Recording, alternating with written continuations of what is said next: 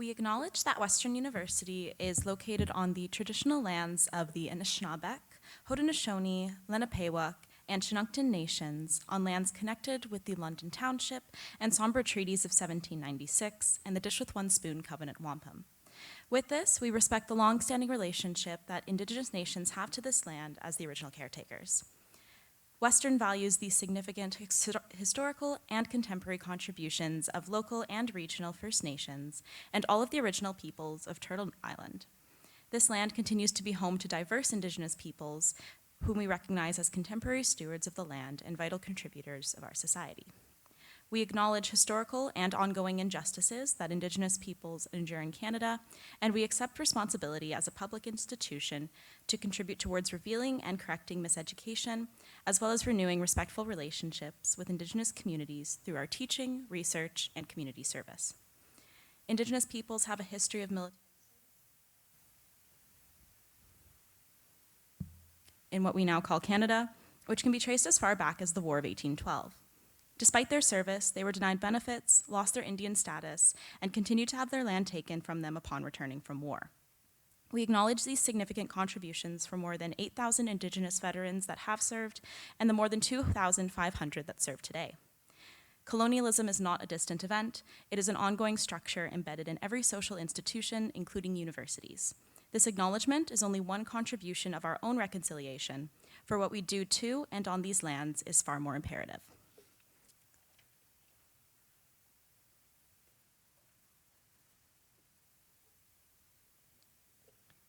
Thank you, Lauren. I'd now like to call upon Mr. Jerry Dell from the Office of Indigenous Initiatives to deliver a statement on behalf of his office.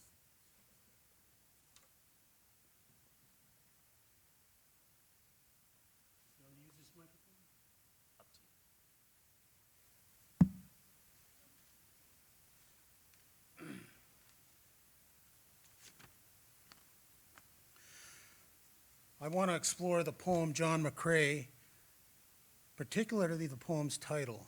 When John wrote In Flanders Field, he had just experienced the death of his best friend. John had seen many deaths in the world and the worst injuries possible.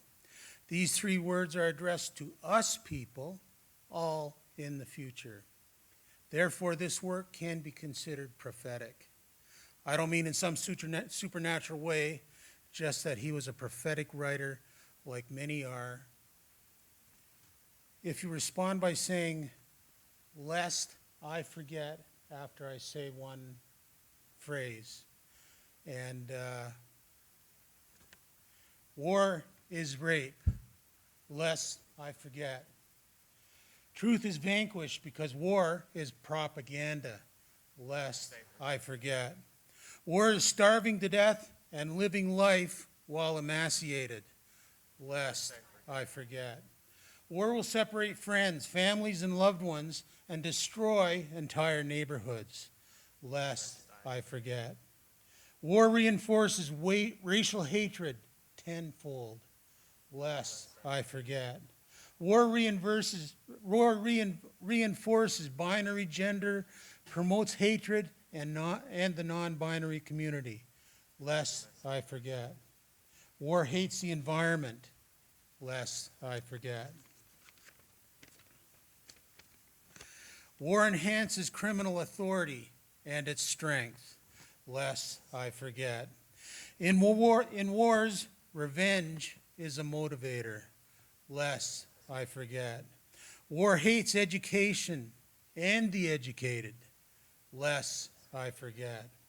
War loves the science of weapons research, lest I forget. War destroys children, lest I forget.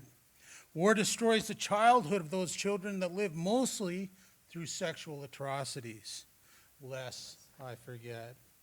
Bomb blasts shred and disassemble human bodies into chunks, lest I forget. War wounds last forever, physically and psychologically, lest I forget. Life on this planet is not simple, especially as Earth gets more crowded. As an Indigenous person, I have seen and studied racial hatred. I am trying to use the freedom many Canadian soldiers have paid for by suffering and dying to unlearn my racial, social, and gendered biases. Thanks very much.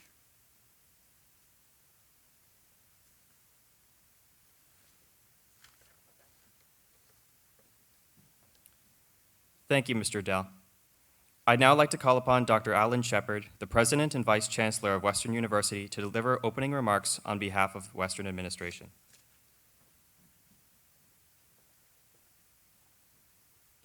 Good morning, everyone. Pleasure to be here with you on this somber occasion. And I would like to extend a special thanks to the USC who organized this memorial tribute and do such a beautiful job of it. Thank you to our guests.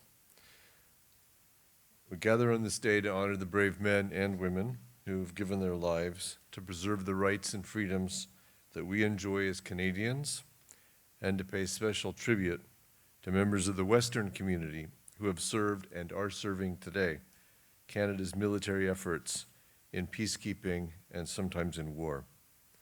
Since Confederation, more than 2.3 million Canadians of all backgrounds, races, religions, sexual orientations have answered the call to serve in conflicts and peacekeeping missions around the world.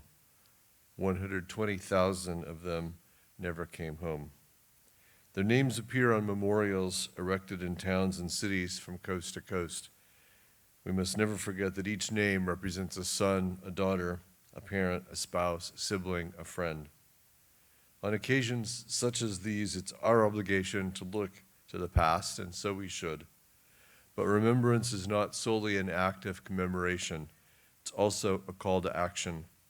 So as we gather today to honor Canadians past and present who have fought and died for our freedom and the freedom of others, we are also called to reflect on our responsibility to future generations.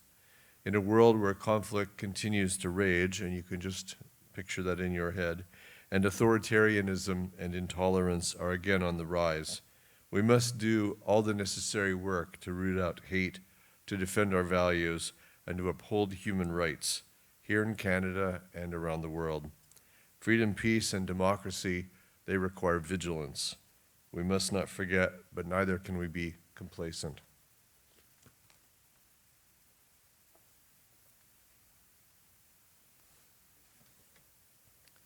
Thank you, Dr. Shepard.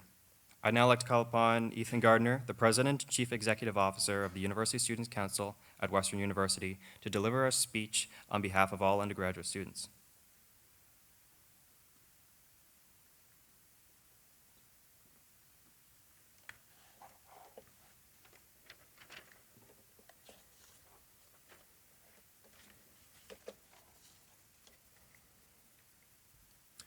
Good morning, and thank you all for joining us on this Remembrance Day ceremony. Once a year, we take time to remember the sacrifices made by over 600,000 Canadians who contributed valiantly to the war efforts, reflect on the tragic impact of warfare at home and overseas, and honor our fallen soldiers who gave their lives to the pursuit of peace for future generations. On this day, we gather to remember the lives changed and lost by the wars. We remember the courageous men and women who enlisted to the unknown, not sure if they would ever return. We remember the leaders who were faced with unthinkable responsibility. We remember the innocent civilians affected by worldwide conflict. We remember the mothers, fathers, sisters, brothers, wives, husbands, friends, and family who were never reunited with their loved ones. We remember the Canadians of today who are still in service to our country. And we remember those who made the ultimate sacrifice because they believed in the power of democracy, freedom, and a world without war. It may seem difficult and distant today to understand what the world wars were like. Those of you here around my age may be worried about your upcoming exams, securing a job, or social activities. But for young men and women in the time of war, their focus was turned to how they could contribute to their country's efforts and how to fight for the country we are able to enjoy today. Over 450 Western students enlisted in World War II, at a time when the school's total population was just over 2,200 students. Of those, over 120 would never return. To the students in the room today, imagine graduating from Western in 1941 and reading the following address from the chair of the Board of Governors in your yearbook. You are leaving the university to take your place in the world of affairs at a time more dismaying than any in all of recorded history. In this world, you have very distinct duties as young men and women to whom special privileges have been given and from whom, therefore, special duties may be demanded. Your first duty is that you shall contribute every last atom of your energy to the winning of the war. This is the immediate duty of all of us. The University Students' Council hosts this ceremony every year to recognize the selfless involvement of thousands of Canadians, many of whom were the same age of Western students who fought for a kinder, safer, more peaceful country. We are grateful to have so many members of our campus community here with us to honor the opportunities lost so that we may have opportunities gained. We must all remember what has happened in the past so we do not repeat it in the future. Elie Wiesel once wrote the following words that I believe are of great relevance on Remembrance Day. Forgetting is never an option. Remembering is a noble and necessary act. The call of memory, the call to memory, reaches us from the very dawn of history. It is incumbent upon us to remember the good we have received and the evil we have suffered. Thank you again for joining us here today, lest we forget.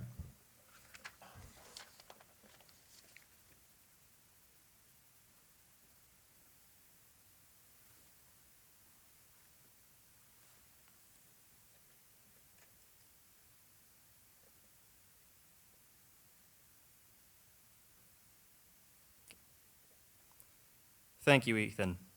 Now, please stand as you are able for the playing of the last post and remain standing for the moment of silence.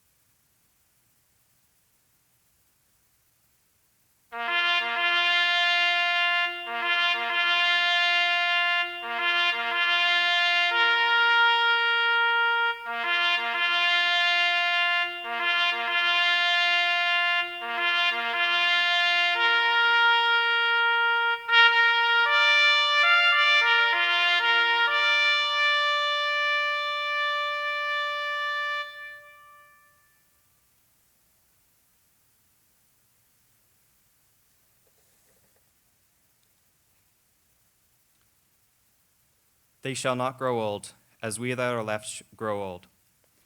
Age shall not weary them, nor the years condemn. At the going down of the sun, and in the morning, we will remember them. Please be seated.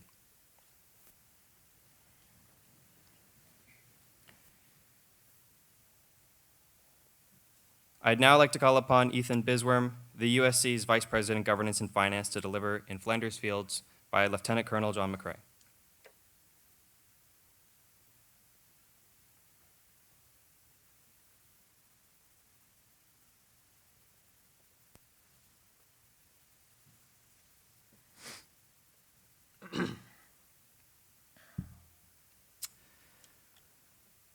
In Flanders fields, the poppies grow between the crosses, row on row. That marks our place, and in the sky, the larks still bravely singing fly, scarce heard amid the guns below. We are the dead. Short days ago, we lived, felt dawn, saw a sunset glow. Loved and were loved, and now we lie in Flanders fields. Take up our quarrel with the foe. To you, from failing hands, we throw the torch. Be yours to hold it high. If ye break faith with us who die, we shall not sleep, though poppies grow in Flanders fields.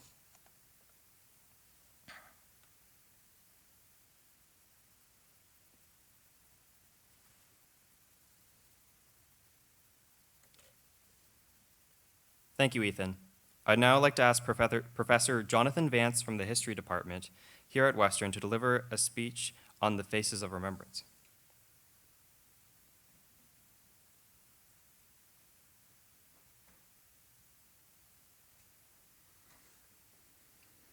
Today we remember the dead of war as a collectivity. If you have a connection with friends or family, you might also remember the dead on an individual basis. We brought some artifacts that allow you to see the war from an individual perspective. Today I want to tell you about one of Canada's war dead who shares something with you.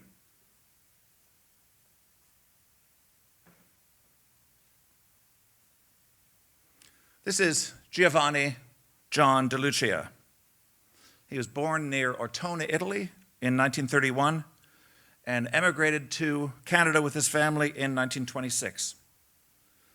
John attended school in Niagara Falls, then went on to Syracuse University in New York to major in Romance languages.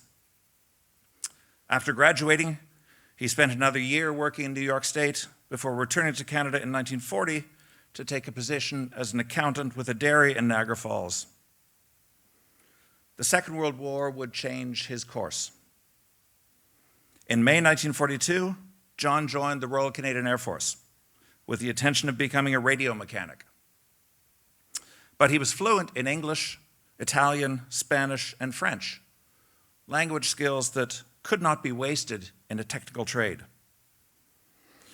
He was on a radio course right here at Western, probably in the Physics and Astronomy building, when his language skills were noticed by someone, and he was encouraged to apply for quote-unquote special duties. And in the language of the time, special duties meant undercover operations. After training in Britain, in Algeria, and in southern Italy, De Lucia was parachuted into the hills north of Verona in January 1944 to join local resistance fighters. His mission was to assist the resistance in protecting vital installations such as bridges and hydroelectric stations. At that time, German troops were retreating northwards through Italy and were destroying anything of value that might help the Allied armies or the civilian population. And John and the resistance fighters were put to work to protect those installations. It was dangerous work, and many resistance members and agents were captured in skirmishes with German soldiers. One of those captured was John De Lucia. Although he held military rank, John was engaged in undercover operations. He was a secret agent, and secret agents had no protection under international law. As John fully understood, he would pay with his life. He was moved to the Forte San Leonardo in Verona to await his execution. As he waited, a local priest encouraged him to write last letters to his loved ones. And early in the morning of the 13th of May, 1944, John was taken from his prison cell and executed by a Nazi firing squad. After the war, the local priest was able to send the letters to John's family back in Niagara Falls. The letter to his father survived and is now in our archive in the History Department. John was from a Christian background, but it doesn't take much imagination to see how the letter might refer to any god or gods that any of us might believe in. This is what he wrote. Dear Dad, your prophecy has come true. May God bless both of you. Do not worry. Take good care of yourself. I go to prepare the way. I'm giving my life for a good cause. This was expected, and I'm ready to face it. I die happily. May God protect both of you. Your loving son, John.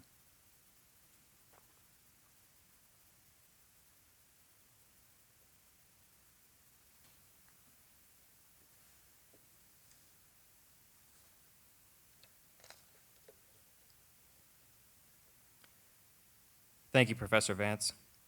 Now, please stand and direct your attention to the screen for the playing of Abide by Me.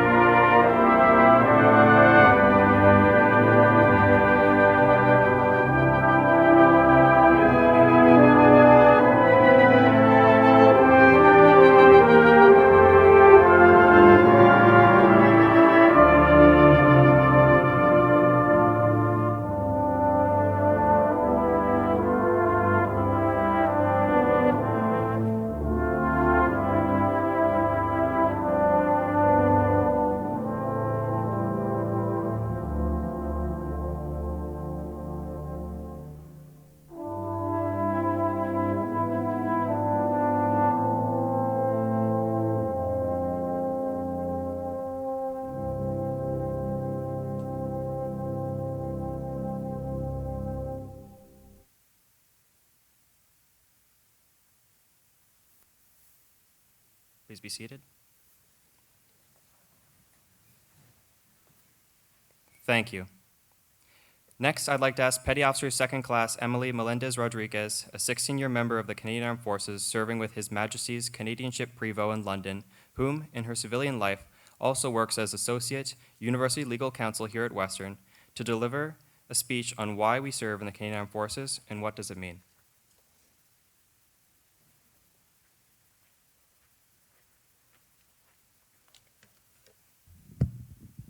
Thank you. I'm honored to have this opportunity to join you today and to be part of Western's Remembrance Day ceremony. Every November, Canadians pause to honor the achievements and sacrifices of those who have served and who are serving our country in uniform. Generations of veterans and their families have stood tall in times of need to ensure that all of us can live in a free and peaceful society and in a better world. But what does service to Canada mean?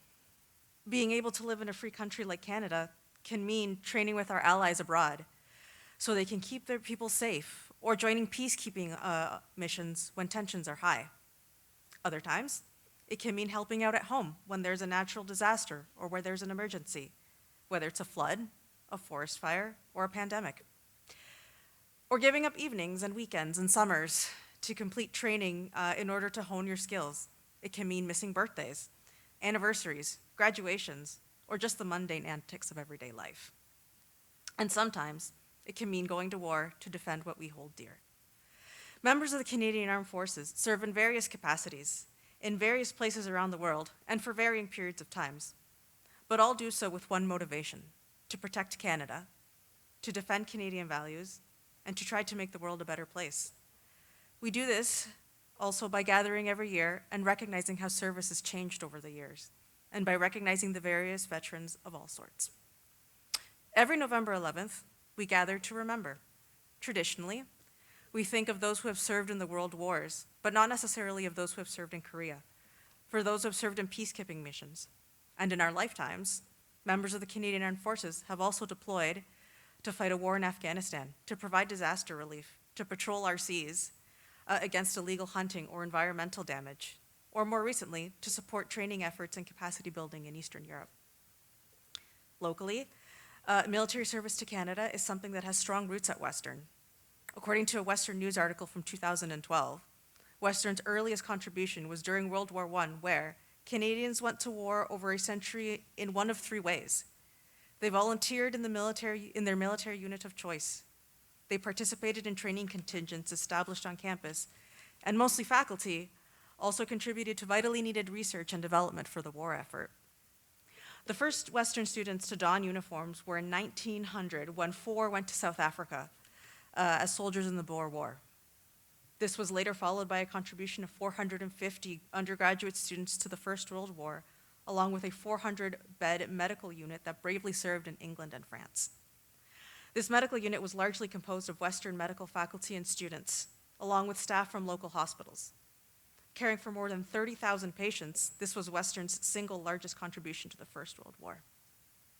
During the Second World War, Western not only contributed by requiring all physically fit males over the age of 18 to complete military training, but also by allowing Western's campus to be designated a military area between 1943 and 1945, complete with a firing range. Western students, staff, and alumni also served by integrating themselves into the number 10 Canadian General Hospital Unit and serving in England, France, and Belgium, joining the Air Force or Navy and directly engaging with the Axis powers, or conducting research on the effects of altitude on the human body, or studying the capabilities of the then newly developed radar technology. Later contributions to deployments in Korea in the 1950s and the various peacekeeping missions during the Cold War are also contributions that we should remember. This demonstrates how the nature of conflict and the way Canadians can contribute to upholding what Canada holds dear varies throughout time. For instance, this year marks the 30th anniversary of the beginning of one of the most significant international peace support efforts in Canada's history, the United Nations Protection Force in the Balkans. This conflict was exceptionally challenging, as there was very little peace to keep at first, and yet demonstrates an ongoing willingness to put Canada before self. These days, stories of courage and compassion from Canada's armed forces are inspiring a whole new generation of Canadians to face new challenges head-on, both at home and abroad. Examples of this include Operations Laser and Vector, where during the earliest days of COVID-19, Canadian Armed Forces members were there to help Canadians through this unprecedented crisis by supporting elderly residents in long-term care facilities in Ontario and Quebec, by bringing medical care to hard-hit remote Indigenous communities, or distributing vaccines to Canadians from coast to coast to coast. Operation Lentus, where forces members have been deployed to assist in the transportation of ambulances to Pekangacum First Nation in Northern Ontario, or are currently providing disaster relief to hard-hit communities in Newfoundland and Labrador, Nova Scotia, and Prince Edward Island following Hurricane Fiona. Or there's Operation Carib, which offers support to US-led enhanced counter-narcotics operations where members send ships and aircraft to stop trafficking by organized crime. This operation takes place in the Caribbean Basin and in the Eastern Pacific Ocean. Lastly, there is Operation Unifier, where the military is conducting military training and capacity building in support of the Ukrainian Armed Forces. And these are only a few examples of the operations that are going on today. But service to Canada also has a meaning that hits much closer to home, especially when considering members of the Reserve Force. Gathering on Remembrance Day should also present an opportunity for you to recognize the efforts of Canadians that lead double lives, as students, as tradespeople, as licensed professionals, as friends, as family members, as well as serving in the forces.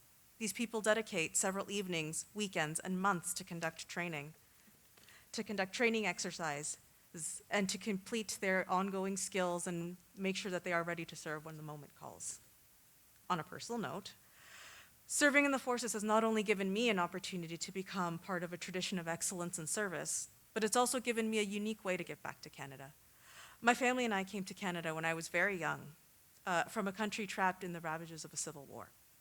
We came to Canada to learn everything anew, new languages, new customs, new traditions, new places to live, and generally new places to adapt. None of that would have been possible without the support of those who opened their hearts and their country to us to share in Canada's abundance. I find it now only fitting to return the favor by standing as one of Canada's Armed Forces members and proudly standing for a country that has given me so much opportunity.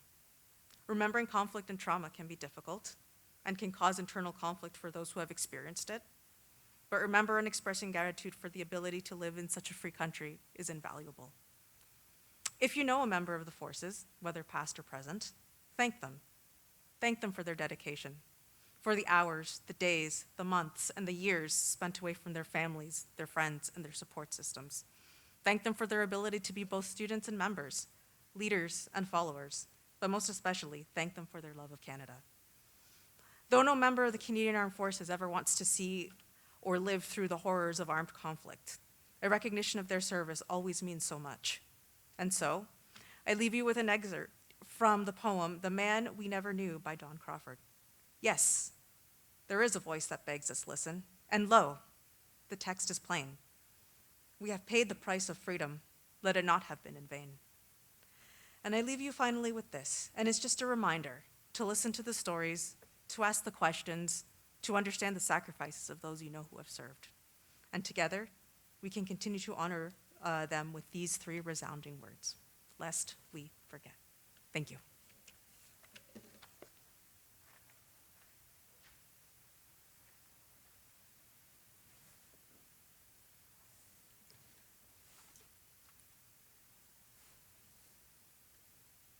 Thank you, Pio. As we wrap up this ceremony, I'd like to thank Western Administration, the History Department, and countless student volunteers and student leaders who put all of this together. Most notably, the USC's Vice President Governance and Finance, Ethan Bisworm, who was in charge of planning and organizing this entire event.